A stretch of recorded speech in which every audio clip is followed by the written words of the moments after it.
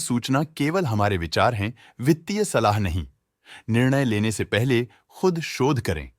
किसी भी लाभ या हानि के लिए हम उत्तरदायी नहीं हैं।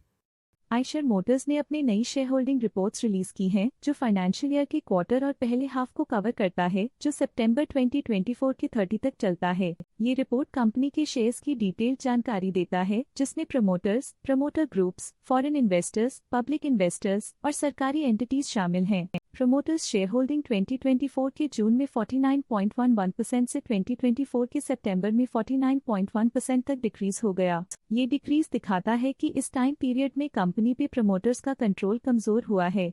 पब्लिक हेल्थ शेयर्स का परसेंटेज 2024 के जून में 10.13% से 2024 के सितंबर में 9.52% तक डिक्रीज हो गया। इस डिक्रीज से साफ है कि इस टाइम पीरियड में कंपनी में पब्लिक का हिस्सा डिक्रीज हुआ है।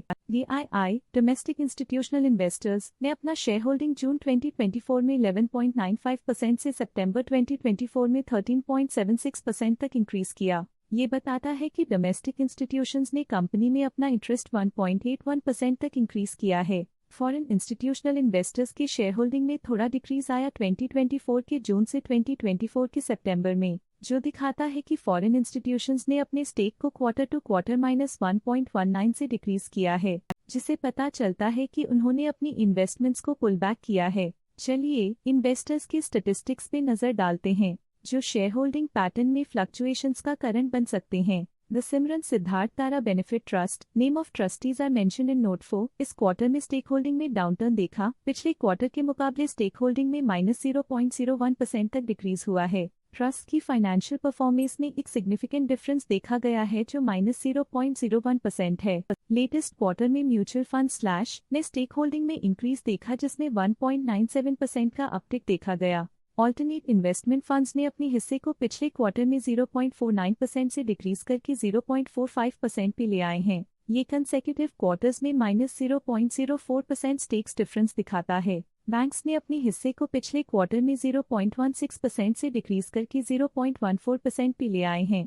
ये कंसेक्यूटिव क्वार्टर्स में -0.02% स्टेक्स डिफरेंस दिखाता है। लेटेस्ट क्वार्टर में इंश्योरेंस कंपनीज ने स्टेक होल्डिंग में इंक्रीज देखा, जिसमें 0.23% का अपटिक देखा गया। Provident fund slash pension funds ने अपने हिस्से को पिछले क्वार्टर में 0.73% से डिक्रीज करके 0.42% पे ले आए हैं। ये कंसेक्यूटिव क्वार्टर्स में -0.31% स्टेक्स डिफरेंस दिखाता है।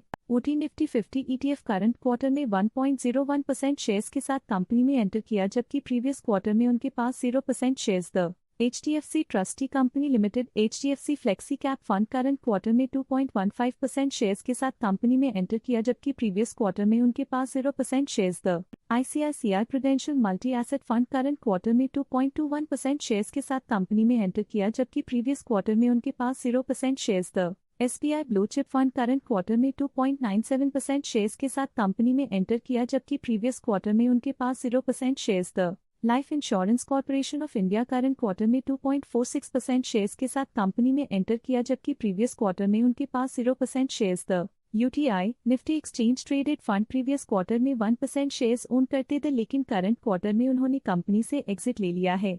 HDFC trustee company limited HDFC flexi cap fund previous quarter में 1% शेयर्स ओन करते थे, लेकिन करंट क्वार्टर में उन्होंने कंपनी से एग्जिट ले लिया है। ICICI prudential balanced advantage fund previous quarter में 1% शेयर्स ओन करते थे, लेकिन करंट क्वार्टर में उन्होंने कंपनी से एग्जिट ले लिया है। SBI blue chip fund previous quarter में 1% शेयर्स ओन करते थे, लेकिन करंट क्वार्टर में उन्होंने कंपनी से एग्जिट ले लिया है। Life insurance corporation of India previous quarter में 1% शेयर्स ओन करते थे, लेकिन करंट क्वार्टर में उन्होंने कंपनी से एग्जिट ले लिया है। Stake holding foreign portfolio investors category I के लिए पिछले क्वार्टर के मुकाबले में -1.34% से डिक्रीज हो गई। इस पिछले क्वार्टर में फॉरेन पोर्टफोलियो इन्वेस्टर्स कैटेगरी 2 की स्टेक होल्डिंग में एक नोटवर्दी इंक्रीज देखा गया। उनकी स्टेक होल्डिंग में 0.14% का सिग्निफिकेंट इंक्रीज देखा गया। गवर्नमेंट पेंशन फंड ग्लोबल के पास प्रीवियस वी क्वार्टर में 0 अमाउंट ऑफ शेयर्स थे, लेकिन करंट क्वार्टर में 1.21% शेयर्स ओन करते हैं। अमनसा होल्डिंग्स प्राइवेट लिमिटेड के पास प्रीवियस वी क्वार्टर में 0 अमाउंट ऑफ शेयर्स थे, लेकिन करंट क्वार्टर में 1.61% शेयर्स ओन करते हैं।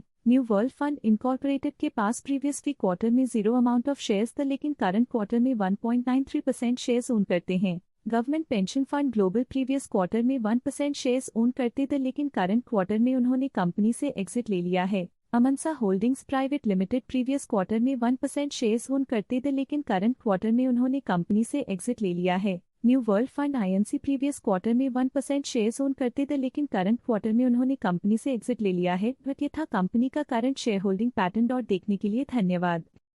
स्टॉक लेटेस्ट न्यूज अपडेट के लिए चैनल को सब्सक्राइब करें और वीडियो को लाइक एंड शेयर करें।